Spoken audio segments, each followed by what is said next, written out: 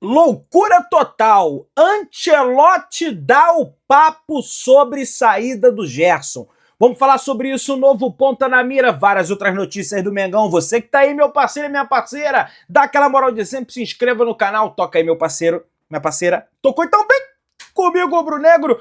Vamos às notícias do Flamengo. Vida longa ao Urubu Rei, nação rubro-negra. Renato Abreu está fazendo aniversário e a nação celebra mais um ano de vida daquele que foi o terror dos adversários nas cobranças de falta, naquelas pancadas de fora da área com o manto. O ex-meia foi bicampeão estadual e da Copa do Brasil.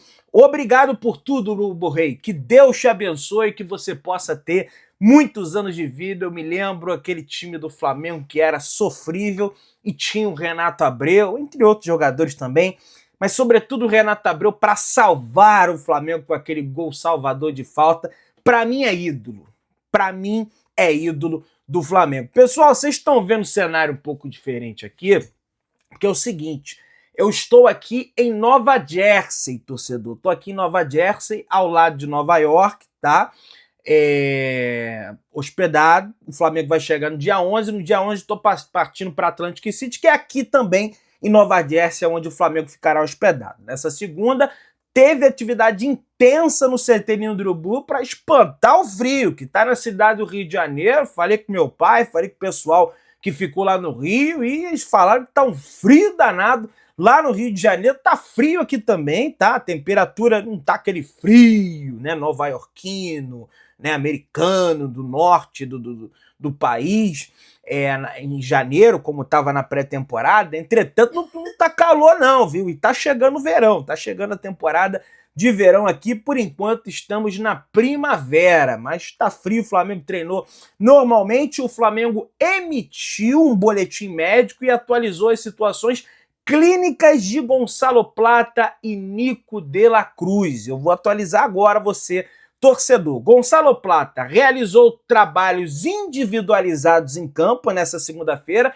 e não relatou dores após a atividade. Então, está disponível certamente para esse confronto diante da equipe do Esperance Tunísio no próximo dia 16. Está marcada a estreia para o Flamengo aqui no estádio de Nova Jersey, ao lado, no estado da Pensilvânia, na Filadélfia, terra de Rock Balboa, né? Que tem aquele filme lá, ele subindo aquelas escadas lá da Filadélfia. Nico de la Cruz segue o planejamento estabelecido pelo Departamento Médico do Flamengo, apresentando evolução diária e realizou exercícios na academia do CT Jorge Elal nesta segunda-feira, torcedor. Então, tá tudo certo com o Nico de la Cruz. Ele também deve estar disponível aí para a estreia do Flamengo diante da equipe do Esperance Tunísio, tá? Vocês podem ficar tranquilos em relação a isso. Acabou caindo a luz aqui, mas a gente vai continuar o vídeo mesmo assim. Vou dar uma abertura aqui para ficar um pouco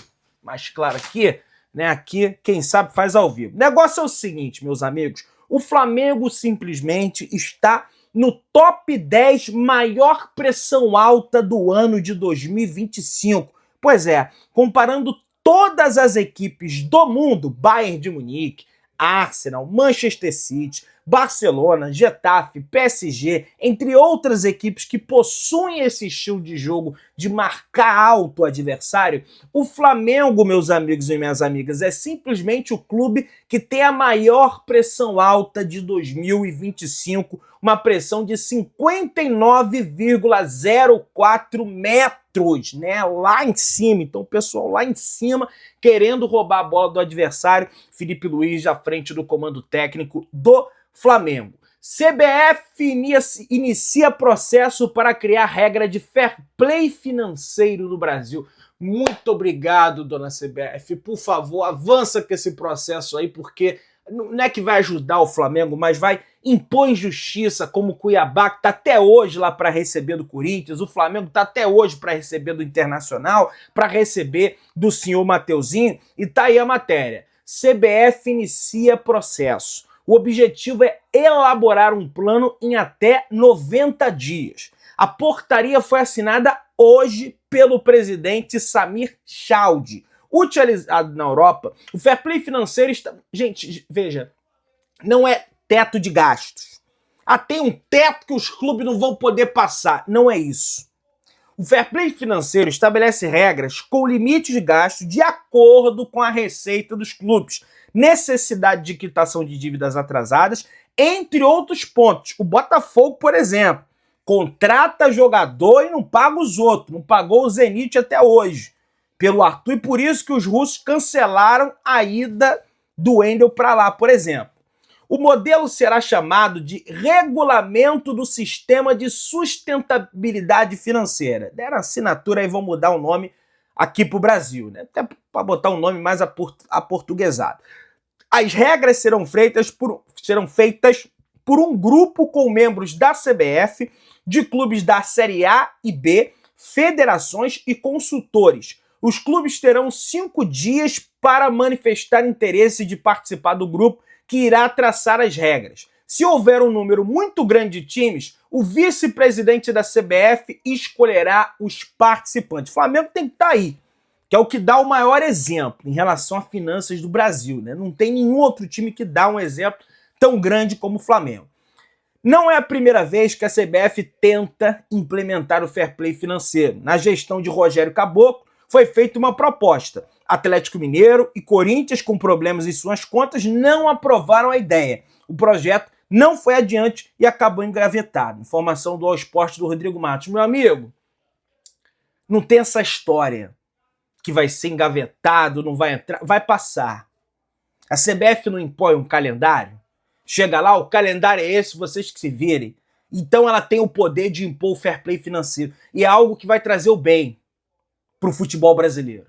É algo que vai fazer os clubes brasileiros gastarem menos do que podem, né? Porque eles gastam mais do que podem. Essa é a grande questão. E acaba devendo, e quem paga certinho, bonitinho, é que sai prejudicado. Que é o caso do Flamengo, né?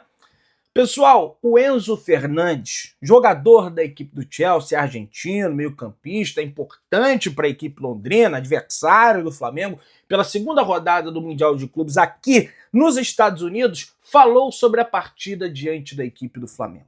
E ele disse o seguinte: a atmosfera da partida entre Flamengo e Chelsea será imbatível, porque os brasileiros são muito apaixonados, assim como nós argentinos.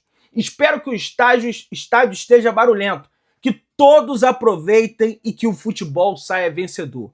O Flamengo é um clube enorme, é um grande clube e vamos enfrentar, vamos pra cima, Chelsea falou.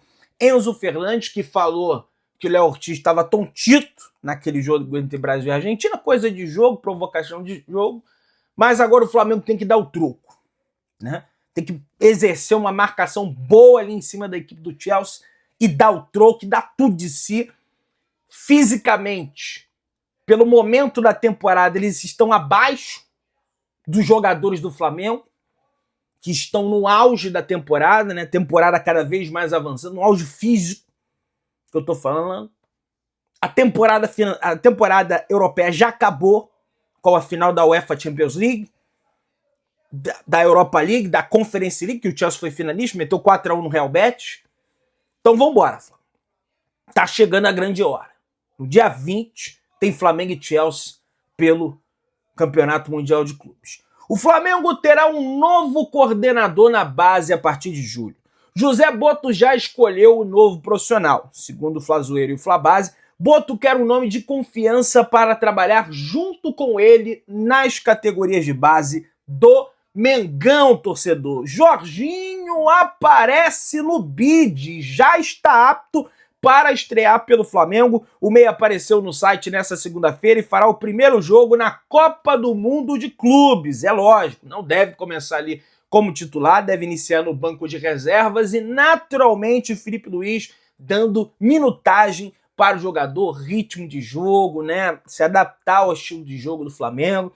Li algumas matérias dizendo que ele está fazendo um intensivão tático no Ninho do Urubu, com o Felipe Luiz, o Felipe estabelecendo o que quer dele ali dentro do campo, justamente para ele entender de cara logo a maneira que o Flamengo vai jogar, né? Que o Flamengo já joga, né? O Flamengo já tem um modelo de jogo que não é tão diferente assim do que o Arsenal joga, por exemplo, tá? Tem algumas peculiaridades o Filipe Luís em relação ao Arteta, mas é futebol ofensivo, de posse de bola, de marcação-pressão. O Arsenal, se eu não me engano, é a terceira equipe com maior pressão no campo do adversário, só perde para o Flamengo e para o Manchester City.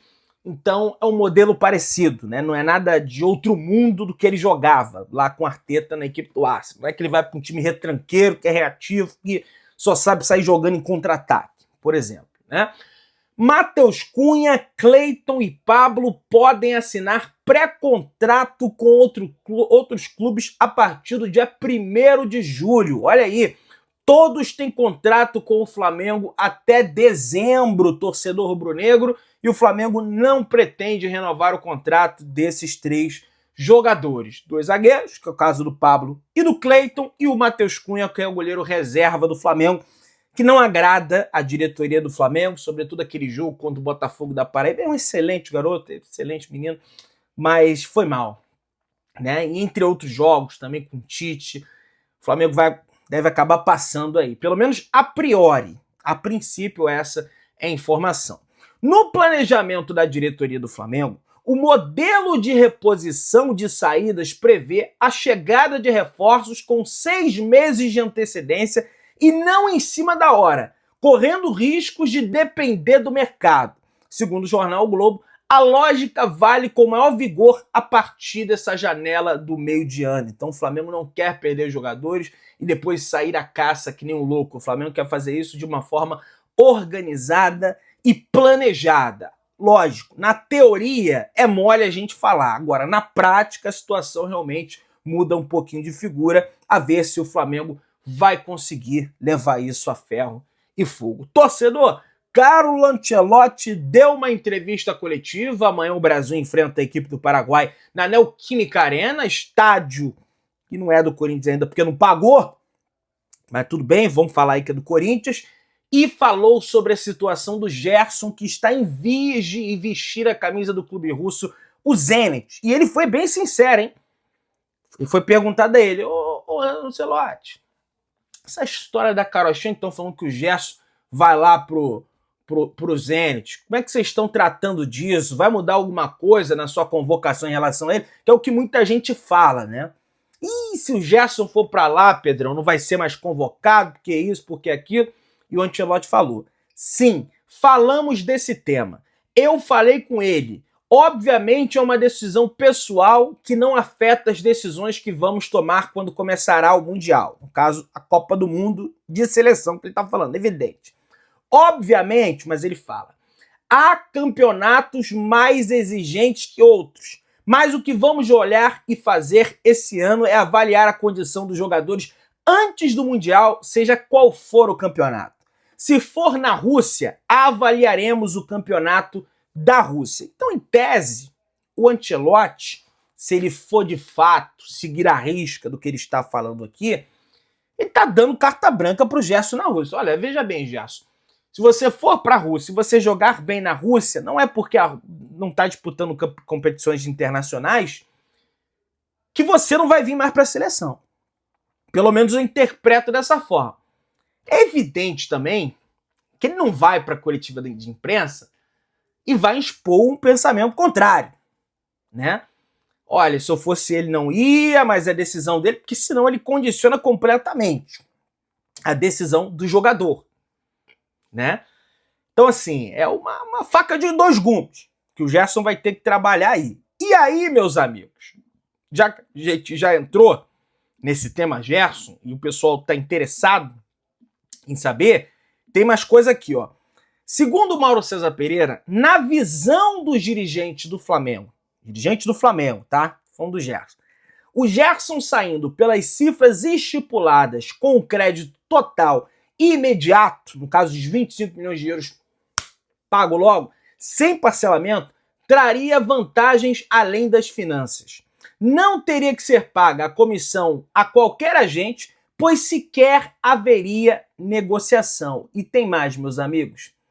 A posição do Flamengo, entretanto, hoje é clara. Qual é? A posição do Flamengo é não negociar.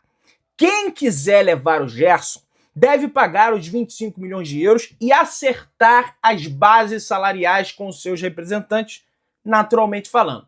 A ideia é sequer discutir valores e nem forma de pagamento. Entretanto, meus amigos e minhas amigas, tem um combo.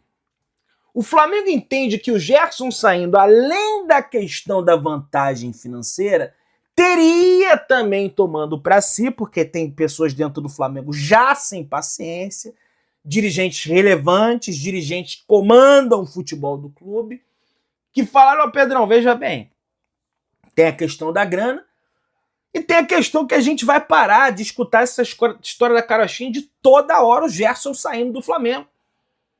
Porque isso aí só prejudica o ambiente. Isso aí só tumultua o grupo. Então, nós temos que olhar para esse lado também, para esse viés também. O Flamengo não vai negociar. Mas se pagarem a multa à vista, salário, tudo, meu amigo, tchau, obrigado, não me liga. Foi o que a pessoa falou. Lógico que não exatamente com essas palavras, mas isso aí que eu falei para vocês, né? Pessoal, o Rodrigo Lopes, empresário do Jorge Carrascal, o Jorge Carrascal, eu falo Jorge porque ele é colombiano, e o J tem som de R, evidente, ele deu uma entrevista ao RB Sport da Rússia falando o seguinte: são apenas rumores sobre Carrascal no Flamengo. Há uma grande probabilidade que ele permaneça no Dinamo de Moscou na próxima temporada. Por enquanto, ele continuará fazendo a sua carreira na Rússia. Calma, calma. Entretanto, o Mauro César publicou que a diretoria do Flamengo enxerga o Carrascal como jogador em evolução e que evoluiu na última temporada. A análise é que ele possa ser um jogador importante dentro do sistema de jogo de Felipe Luiz, especialmente para abrir uma defesa adversária com seus dribles e seu talento contra aqueles clubes, sobretudo que jogam com linha de 5 contra o Flamengo, com todo mundo atrás da linha contra o Flamengo, e que é a maioria dos cenários que o Flamengo vai enfrentar, né? Porque o Flamengo tem um time muito forte, então é evidente que os times vão se colocar dessa maneira contra o Flamengo. Ele traz também que Carrascal tem grandes chances de ser o novo reforço do Mengão. O rubro-negro ofereceu 12 milhões de euros, sendo 10 milhões de euros fixos, mais 2 milhões de euros em bônus por metas. A equipe russa pede 14 milhões de euros pelo meia colombiano. Então o Flamengo ele já se aproxima dos valores do Dinamo de Moscou. O Dinamo usa a participação do Flamengo no Super Mundial de Clubes para tentar conseguir um valor maior em Carrascal. O Flamengo trabalha com paciência e admite ter o jogador após a competição. O clube está confiante na sua chegada. Esse é o posicionamento do Flamengo, tá? Tanto do GE quanto do Mauro César, que eu pude apurar também, de Alcaraz eu apurei um pouco menos, tá? Mas é basicamente isso. Em paralelo a isso, o Flamengo tem interesse na contratação de Okafor, atacante suíço do Milan. Jogador de 25 anos, estava emprestado ao Napoli e não deve ter oportunidade mais na equipe italiana do Milan. Não conheço o jogador, tem 25 anos de idade, dizem que é um bom jogador, ganhou notoriedade pelo que eu pude pesquisar no RB Salzburg, desde então tem poucos minutos. Ele estava com a transferência programada para o RB Leipzig, acabou que não foi, porque não passou nos exames médicos, tá? Eu não conheço. Sei que o Flamengo está interessado em contratar, tá? Saiu no GE, saiu em tudo que é lugar aí. Mauro César, eu não apurei muita coisa, mas eu confio na informação. Você que tá aí, se inscreva no canal, aciona o sino, deixa o like. Tamo junto, saudações rubro-negras.